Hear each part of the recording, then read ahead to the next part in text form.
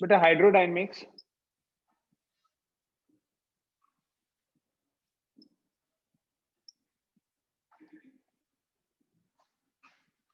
deals with the study of fluids in motion. Dynamic मतलब changing.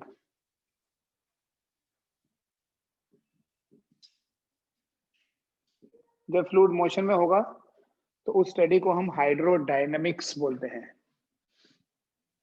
The study of motion of fluids.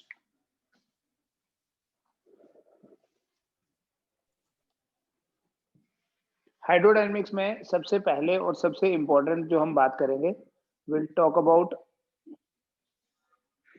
Viscosity.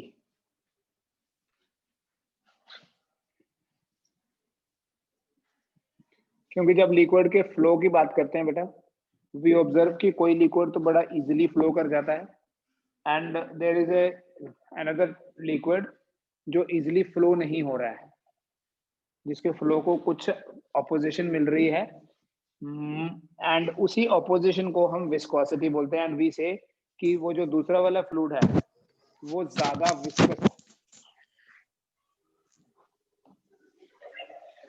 Viscous है as compare to the first one.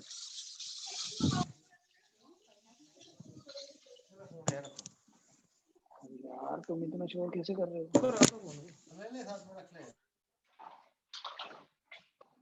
ठीक है, तो viscosity basically हम बोलते हैं liquid friction को, या viscosity is more general term fluid friction.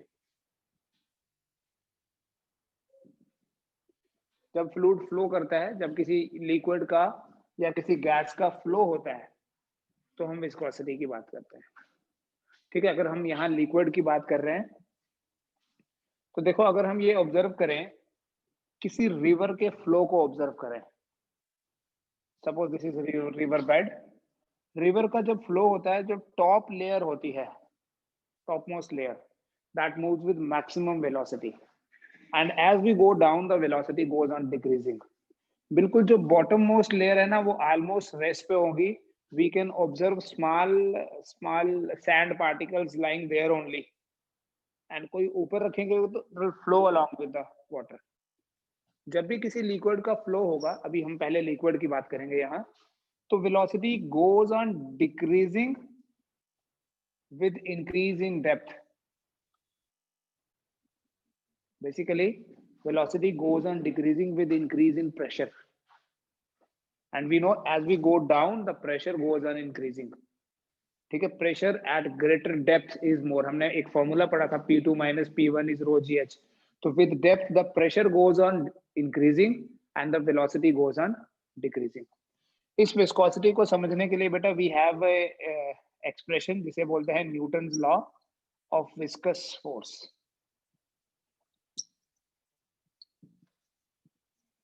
या न्यूटन्स लॉ ऑफ विस्कोसिटी। बेटा अगर हमारी ये टॉप मोस्ट लेयर जो है, या बीच में हम कोई भी लेयर एज्यूम कर लें, अगर उस लेयर की वेलोसिटी v है और इसके इमीडिएटली नीचे से at some small distance dx नीचे कोई दूसरी लेयर है, उसकी वेलोसिटी थोड़ी कम होगी, और इससे ऊपर कोई लेयर होगी, उसकी वेलोसिटी स्लाइटली ज्यादा होगी। सपोज करते हैं हम कोई ये वाली लेयर कंसीडर कर लें, जिसके इमीडिएटली ऊपर वाली जो लेयर है उसकी वेलोसिटी है v प्लस dv। नीचे वाले की इसकी वेलोसिटी है v और इसकी dv। सो यहाँ, या ऐसे बोलो, यहाँ वेलोसिटी है v प्लस dv और यहाँ वेलोसिटी हो गई v। सो कितना कम हुआ, कितना चेंज आया वेलोसिटी में, dv। ये जो चेंज आ रहा है बेटा, ये चेंज आ रहा है फ्रिक्शन की वजह से। जो बॉटम लेयर है वो अपर लेयर को अपोज कर रही है, जो उससे नीचे है वो उसको अपोज कर रही है। So this is called as the viscous force. Viscous force बोलते हैं इसको, या इसको बोलते हैं viscous dragging force.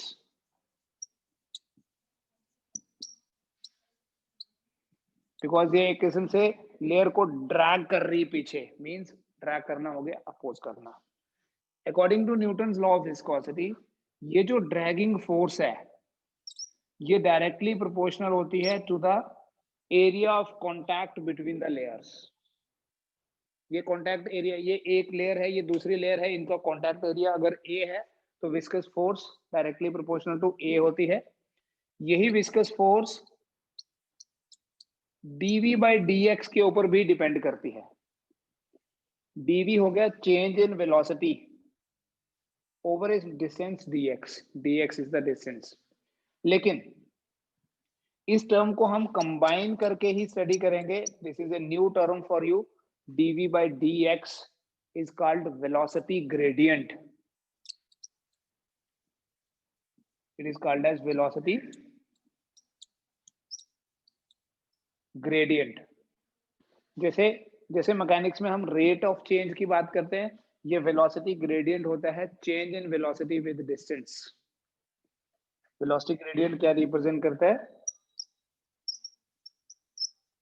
Change in velocity with distance. जब भी टर्म ग्रेडियंट आएगी तो डिनोमिनेटर में dx, dy, dz ऐसा कुछ होगा, और जब भी रेट आता है, रेट ऑफ चेंज, तो डिनोमिनेटर में टाइम होता है। F is proportional to A into dv by dx. A is contact area. This is unlike the solid friction. जब हम सॉलिड्स में फ्रिक्शन की बात करते हैं तो वहां हम पढ़ते हैं कि सॉलिड फ्रिक्शन जो है वो एरिया ऑफ कॉन्टैक्ट पे डिपेंड नहीं करता, फ्लूइड फ्रिक्शन डिपेंड करता है। लिक्विड्स में जो फ्रिक्शन होगा या गैसेस में जो फ्रिक्शन होगा वो एरिया पे डिपेंड करता है। अगर मैं यहां से इस प्रोपोर्शनलिटी साइन को हटा दूं, I can write F equal to minus eta into dv by dx। बेटा यहाँ माइनस साइन क्या इंडिकेट कर रहा है वो तो क्लियर है कि जो वेलोसिटी की डायरेक्शन है फोर्स उससे अपोजिट है, क्योंकि ये अपोजिंग या विस्कस ड्रैगिंग फोर्स। ठीक है, this factor eta it is called coefficient of viscosity. Coefficient of viscosity, and ये डिपेंड करता है on the nature of liquid. It depends on the nature of liquid.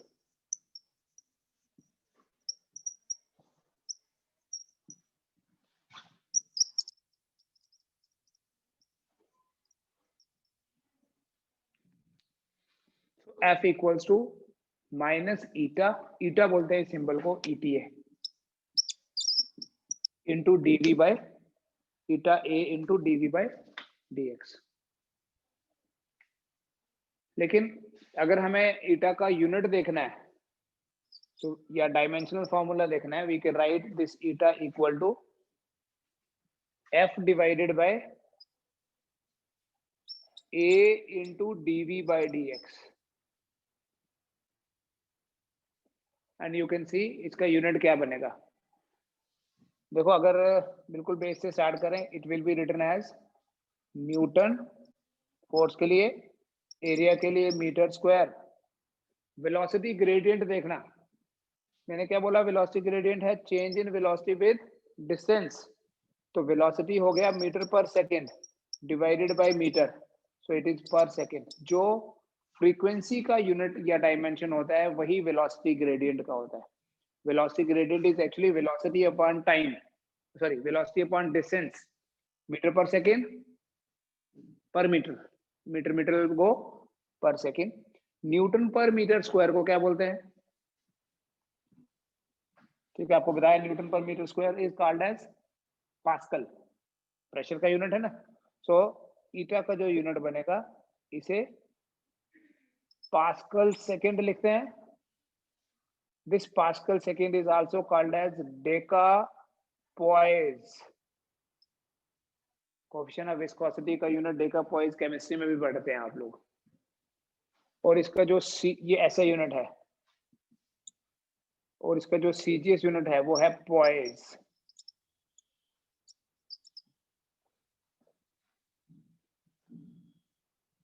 So we have a simple relation, 1 decapoise जो है 10 poise होता है। 1 decapoise हुआ 1 Newton into second, this will go up divided by meter square, चाहे pascal second लिखो। Newton को लिख सकते हैं आप 10⁵ dyne second 10⁴ centimetre square. So 1 decapoise is equal to 10 poise. क्योंकि जो poise है देखिए शॉर्ट में poise बोलेंगे बट वो होगा क्या, यहां से देखो dyne into second divided by centimetre square. Dyne per centimetre square into second. So 1 decapoise is 10 poise. और अगर डायमेंशनल फॉर्मूला देखना होगा राइट हियर, ईटा का डायमेंशनल फॉर्मूला होगा फोर्स का हो गया m1 L1 T-2 divided by area के लिए L2 और ये पर सेकेंड है ना तो T-1 डिनोमिनेटर में सेकेंड आया. So it becomes m1 L आ जाएगा -1 एंड T भी -1 आएगा. करके देखो m की पावर 1 है, L की पावर आएगी 1 - 2 that is -1 -2 + 1 that is again -1.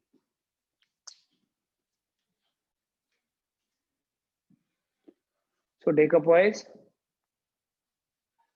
is the SI unit of coefficient of viscosity and poise is the CGS unit. 1 decapoise is 10 poise and this is the dimension formula. ठीक है, तो इस expression से Newton ने viscosity को express किया, coefficient of viscosity को express किया. और बेसिकली ये एक्सप्रेशन है किसके लिए, फोर्स के लिए. ठीक है, न्यूमेरिकली अगर हमें लिखना है, numerically we write F equal to eta A into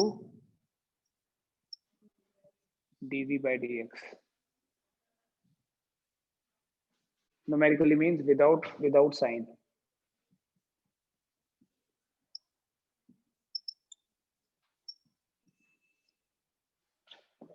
ठीक है, दो चीजें यहाँ बिल्कुल नई है. एक dV/dx which is called as velocity gradient and coefficient of viscosity.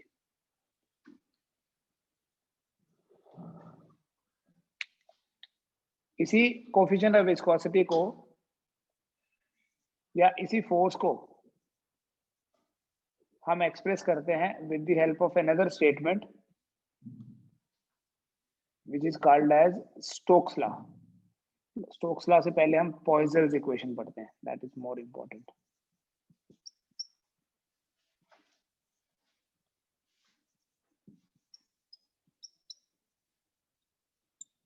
Poisons equation. Poiseuille was the scientist जिन्होंने फ्लूइड डायनामिक्स के ऊपर काफी, फ्लूइड डायनामिक्स सबसे इंपॉर्टेंट पार्ट है फिजिक्स में जिसकी सबसे ज्यादा एप्लीकेशंस है. हमारा जो एरोप्लेन है, जो फाइटर जेट्स होते हैं, वो सब डायनामिक्स, फ्लूइड डायनामिक्स पे बेस्ड है. शिप फ्लूइड डायनामिक्स पे बेस्ड है. शिप का स्ट्रक्चर, शिप का मटेरियल, एवरीथिंग लाइक डेंसिटी सी की क्या होगी, डेप्थ क्या होगी, किस मटेरियल से बनाना है, this everything is decided by the hydrodynamic concepts. Shape कैसे रखना है, कहां से कितना कर्व देना है. पॉइजन्स इक्वेशन भी इंपॉर्टेंट है. पॉइजन्स इक्वेशन सेज कि किसी भी पाइप में से या किसी भी ट्यूब में से जब लिक्विड फ्लो करता है तो जो रेट ऑफ फ्लो होगा, रेट ऑफ फ्लो मतलब volume of liquid, volume of liquid flowing per unit time.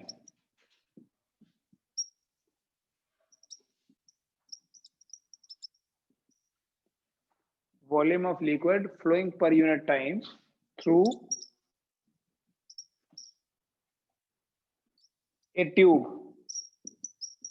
is given as, मैं डायरेक्ट फॉर्मूला लिखूंगा, volume of liquid flowing per unit time V से ही रिप्रेजेंट करेंगे. It is equal to π/8 PR4 divided by eta into L. ये equation है, हम इस equation को प्रूव भी करने वाले हैं. लेकिन π/8 PR4 ईटा L. अब इनमें पहले से समझ लेते हैं कि क्या क्या है ये टर्म्स. V तो क्लियर है, it is volume of the liquid flowing per unit time. Means volume of liquid flowing per unit time होता है rate of flow of liquid. कितना लिक्विड फ्लो कर रहा है पर यूनिट टाइम। P क्या है? P is the pressure difference. यहां अगर प्रेशर P1 है और यहां प्रेशर P2 है, तो इनका जो डिफरेंस है P1 minus P2 is P। P is pressure difference between the two ends.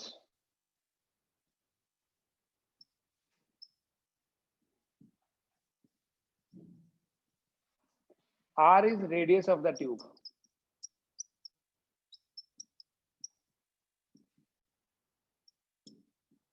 Eta is coefficient of viscosity. And L है बेटा length of the tube. जिस भी ट्यूब में लिक्विड का फ्लो हो रहा है उसकी लेंथ है L.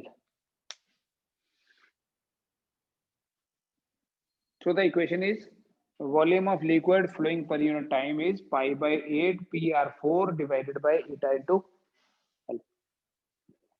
इस इक्वेशन को बेटा जो इसका जो मैथमेटिकल प्रूफ है इस स्टैंडर्ड में 11th स्टैंडर्ड में वो डायमेंशंस की हेल्प से है, with the help of dimensional analysis. वहां आपको याद होगा एक एप्लीकेशन पढ़ते हैं हम, फॉर्मूला डेरिवेशन, कैसे हम किसी नई इक्वेशन को डिराइव कर सकते हैं। लेकिन वहां एक लिमिटेशन भी थी, नहीं इक्वल टू है, नहीं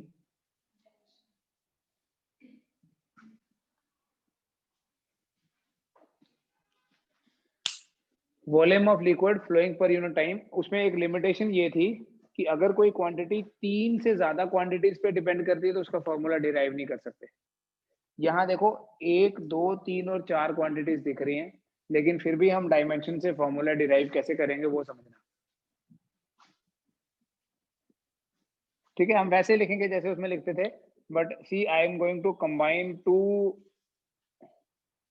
quantities. I will write like this, P और L एक क्वांटिटी हो गई, P और L को मिला के इनफैक्ट इस P बाय L को बोलते हैं प्रेशर ग्रेडियंट। तो अब मेरे पास 3 ही है,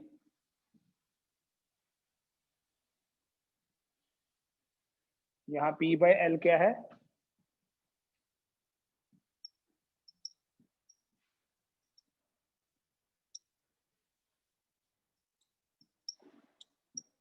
Here P by L is called as pressure gradient. तो इक्वेशन क्या बनी? V equal to K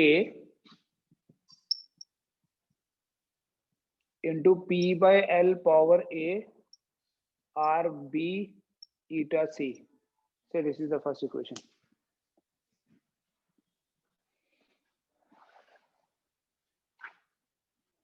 So write dimensions of both sides and find ABC. Volume of liquid flowing per unit time.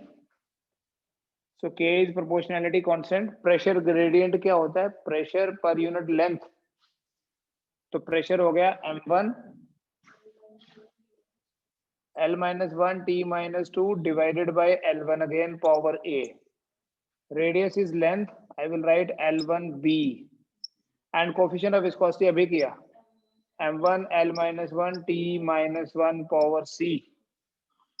It means M0 L3 T minus 1 equals to MA plus C.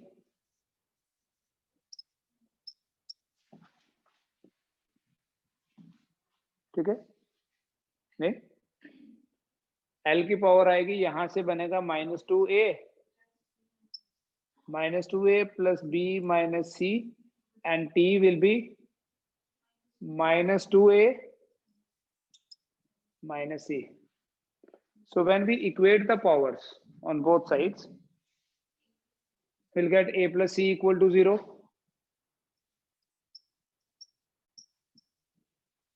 Second, we'll get -2A plus B minus C equal to 3. And यहां से आएगा -2A minus C equal to -1. -2a minus C equal to -1। a plus C अगर 0 है तो a हो गया -c के बराबर, और अगर a -c है, यहां सब्स्टिट्यूट करो, -2 इंटू a की जगह -a लिख दो,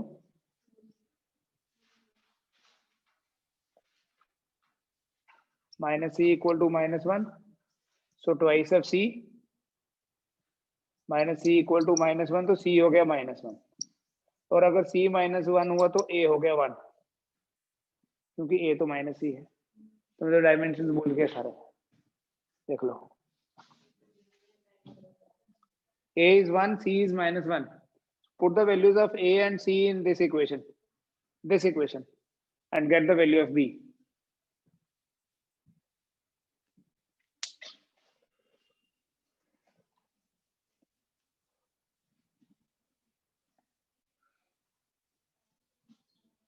Therefore, -2 into 1 plus b -1 equal to 3. ऐसे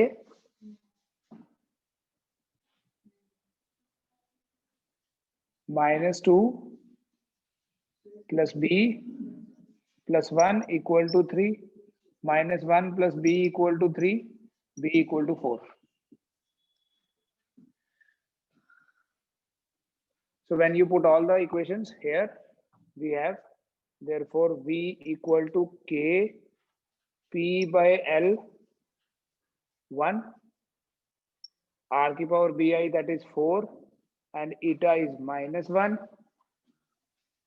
तो ये क्या बन जाएगा फिर, इस -1 को नीचे रखो, therefore v बन जाएगा k p by l r4 divided by eta, और यही जो k की वैल्यू है उसको बोलते हैं ये π/8 होती है। ठीक है, प्रोपोर्शनैलिटी कांस्टेंट की वैल्यू डायमेंशन से तो पता नहीं चलती है, सो वी हैव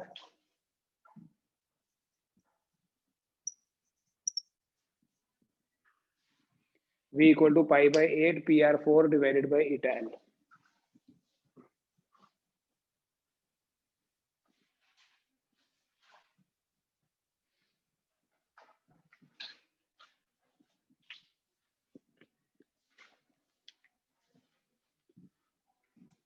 अब ये जो इक्वेशन है बेटा, इस इक्वेशन में अगर p के ऊपर हम कॉन्सेंट्रेट करें, इस इक्वेशन से हम बड़ी सारी चीजें देखेंगे। देखो, अगर p देखूं मैं, from this equation p will be equal to 8 eta l into v divided by pi r4।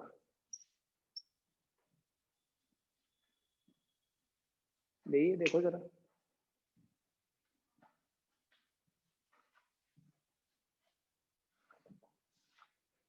p कितना हो गया, 8 eta l into v divided by pi into r4।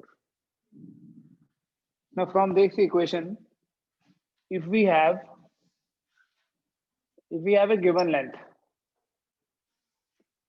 say given length, not same area, same radius is different, and same amount of liquid जो है वो flow कर रहा है, जितना यहाँ से एंटर किया उतना उधर से निकल गया, same mass निकल गया, volume will be same, length is same, so we can say P is inversely proportional to R raised power 4।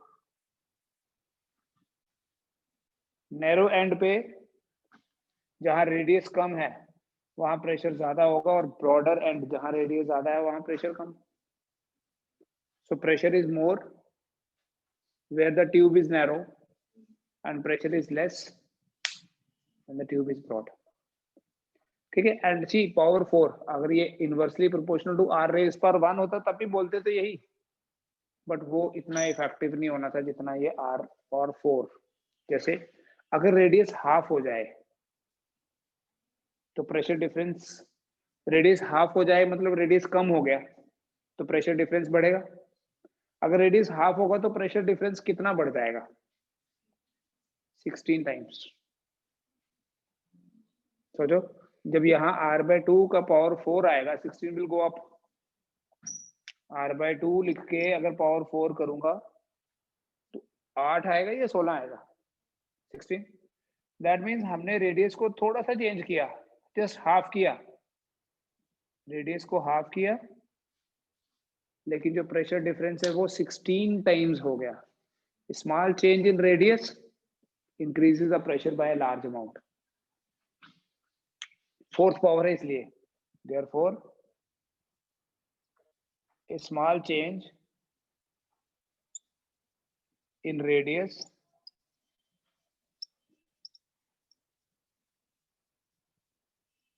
increases the pressure by a large amount.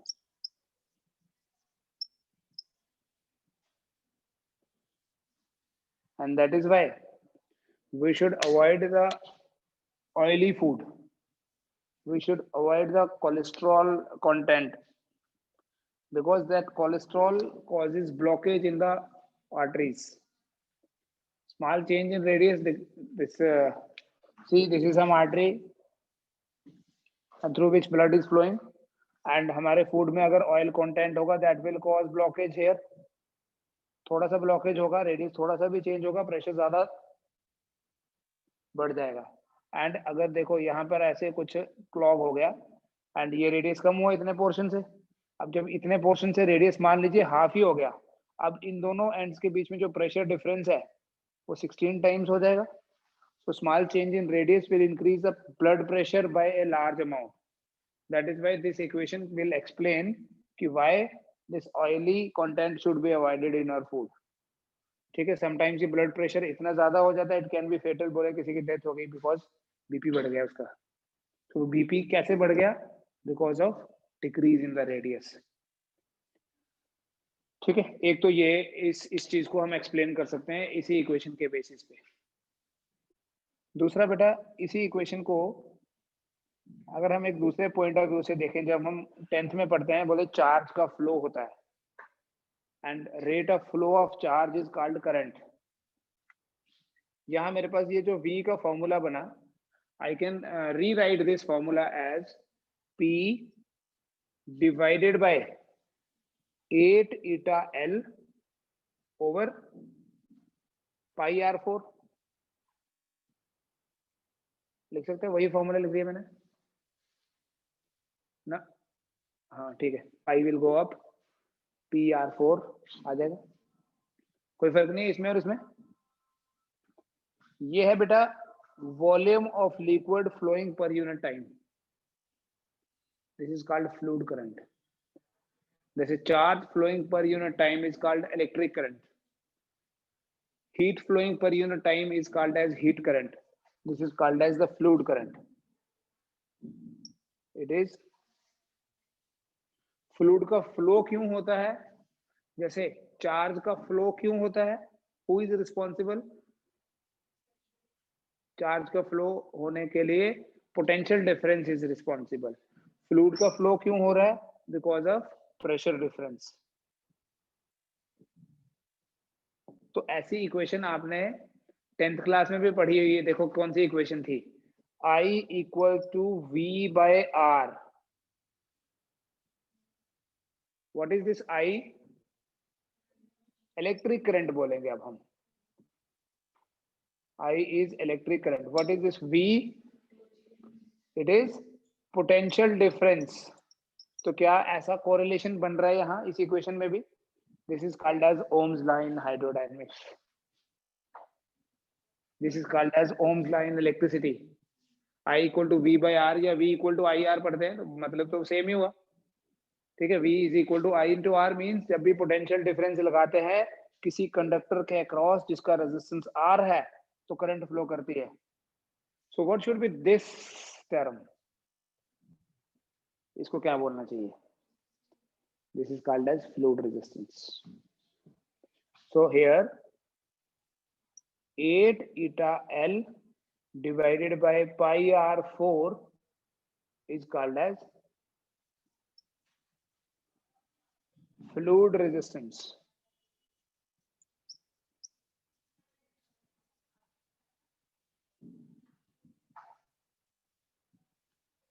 And this equation जिसको हमने poisons equation बोला, इस format में लग के हमें Ohm's law लग रहा है, तो इसको हम ओम्स लॉ भी बोलते हैं। Ohm's law in hydrodynamics. Electricity में हम चार्ज के फ्लो की बात करते हैं, फ्लूइड्स में हम लिक्विड के या गैस के फ्लो की बात करेंगे। सो this is also the rate of flow of the fluid, so it is fluid current, pressure difference and fluidic resistance. तो इसका ये मतलब हुआ, इसको हम चलो एक सेकंड के लिए ना हम इसको R से ही रिप्रेजेंट करते हैं। फ्लूइड रेजिस्टेंस को R से ही रिप्रेजेंट करके क्या बोलेंगे, फ्लूइड का जो रेजिस्टेंस है उसका मैथमेटिकली ये फॉर्मूला आ गया, पाई R4 आया डिनोमिनेटर में। सपोज कोई पाइप जो है वो uniform area of cross section है, लेंथ भी गिवन है, तो हम बोलेंगे R is directly proportional to eta. ठीक है, जो फ्लूइड रेजिस्टेंस है वो कोफिशिएंट ऑफ विस्कोसिटी के ऊपर डायरेक्टली प्रोपोर्शनल है।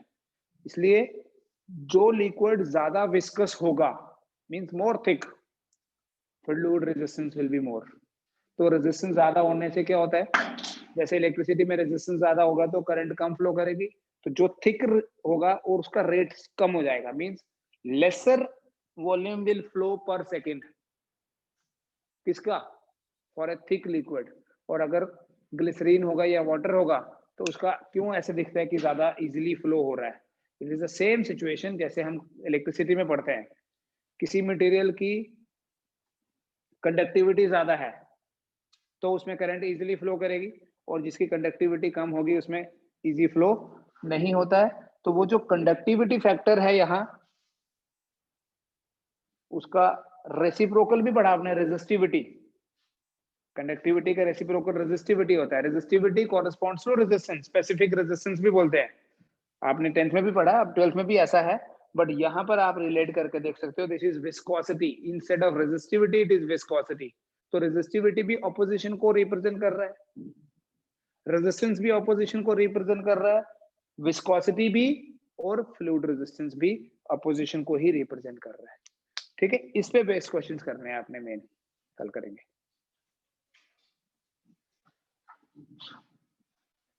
कर दूं रब?